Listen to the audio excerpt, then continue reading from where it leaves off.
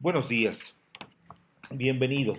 En este video te voy a mostrar algunas consideraciones y los temas básicos que tienen relación con el conocido modelo rendimiento y riesgo, y también vamos a hablar sobre la línea del mercado de valores. Habíamos ya especificado los dos componentes claves que los inversores evalúan cuando miran el rendimiento de su dinero invertido en las acciones de una empresa. Se estudió cómo calcular el rendimiento promedio y las varianzas mediante el uso de datos históricos, es decir, lo que sucedió en el pasado. Cuando se mira en cambio hacia el futuro, hay que evaluar los rendimientos y las varianzas esperados, es decir, los posibles rendimientos en relación a la probabilidad del estado de la economía. En general, el rendimiento esperado es la suma de los rendimientos posibles multiplicados cada uno por su probabilidad del estado de la economía. Al final, se suman los resultados parciales y el resultado total sería el rendimiento esperado. Hay que tener muy en cuenta que los activos riesgosos en promedio exigen ganar una recompensa mayor por correr mayor riesgo. Se define entonces la prima de riesgo esperada como el rendimiento excedente requerido de una inversión de un activo riesgoso, llamémoslo el A, que supera al rendimiento requerido de una inversión libre de riesgo, que la notación la haremos como RF. Para calcular las varianzas de los rendimientos esperados de varios activos, primero hay que determinar las desviaciones cuadradas del rendimiento esperado. Luego estas se multiplican con cada posible desviación con su probabilidad del estado de la economía y se suman. La desviación estándar, como sabemos, es la raíz cuadrada del resultado anterior. Nota que en este caso la expectativa de lo que puede pasar en la economía del país se tiene que tomar muy en cuenta.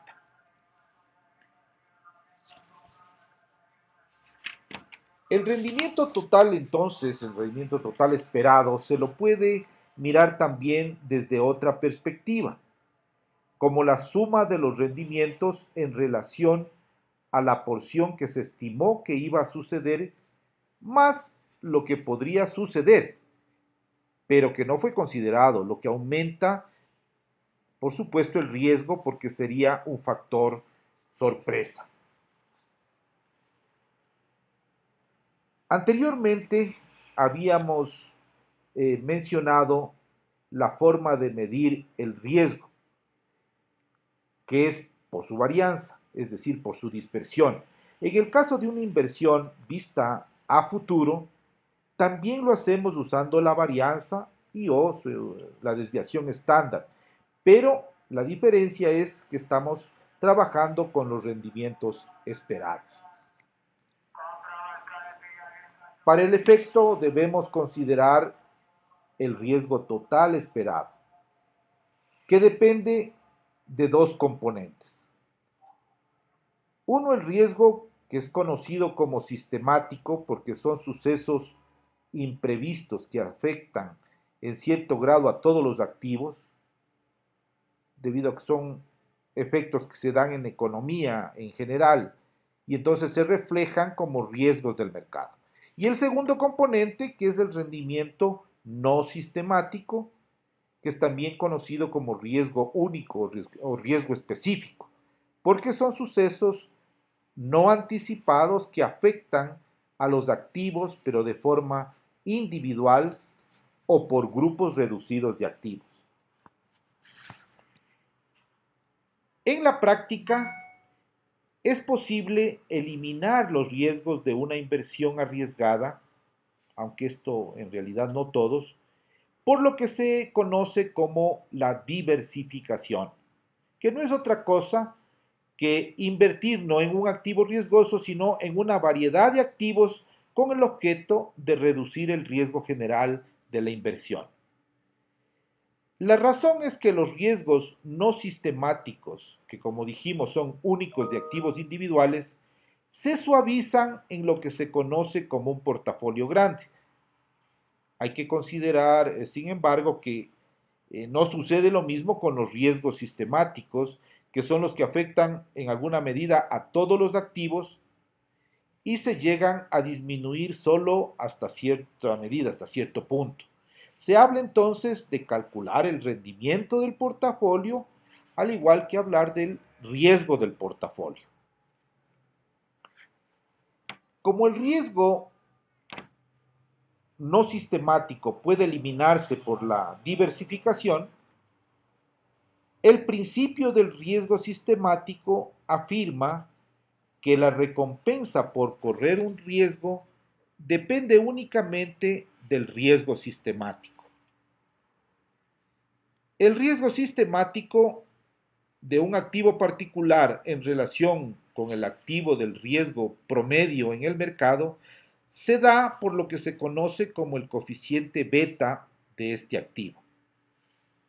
Hay, sin embargo, que tener un poco de cuidado y de criterio al seleccionar los betas porque hay diferentes formas de estimarlos. La razón entre rendimiento y riesgo de un activo, por ejemplo I, es la razón entonces entre su prima de riesgo y su beta.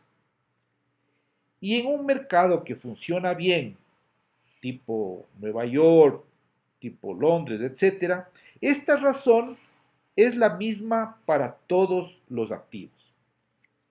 De ahí sale como resultado que cuando uno grafica los rendimientos esperados de los activos y sus betas, todos estos activos son puntos de una misma recta y a esta línea recta es lo que se conoce con el nombre de línea del mercado de valores o también por las siglas en inglés SML que corresponde a Security Market Line.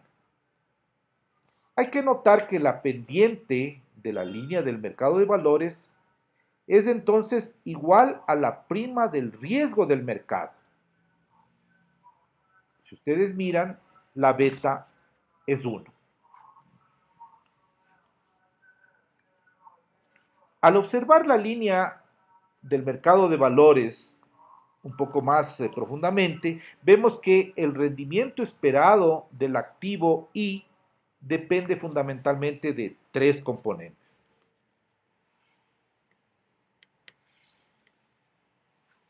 Primero, el valor puro del dinero a través del tiempo, medido por la tasa libre de riesgo. Esta es la recompensa por tan solo esperar el dinero sin correr ningún riesgo. A esta parte, esta porción, se le suma, ¿no es cierto?, la segunda parte que sería la recompensa por correr el riesgo sistemático, medido por la prima de riesgo del mercado, es decir,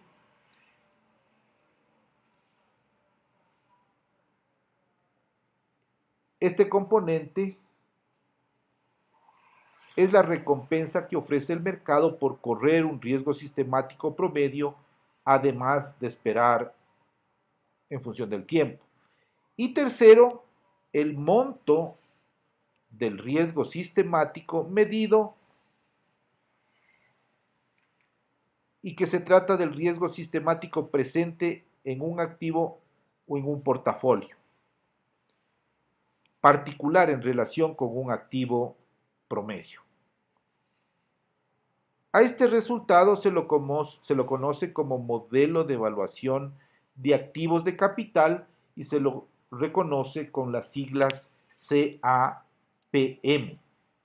También, digamos, corresponde a las siglas en inglés de Capital Asset Pricing Model. El modelo CAPM funciona con portafolios, así también como con activos individuales. El objetivo de estudiar las relaciones riesgo-rendimiento es doble. Primero, al analizar el riesgo en las decisiones de negocios, nos permite ver cómo correr un riesgo debe ser recompensado en el mercado. Y segundo, nos permite llegar a saber qué es lo que determina la tasa de descuento apropiada para los flujos de efectivo futuros. La línea del mercado de valores indica la recompensa por correr un riesgo en los mercados financieros. La única forma de beneficiar a los accionistas es encontrar inversiones entonces que den un BPN positivo. Como mínimo, cualquier nueva inversión de una empresa debe ofrecer un rendimiento esperado que no sea inferior a lo que ofrecen los mercados financieros por el mismo riesgo.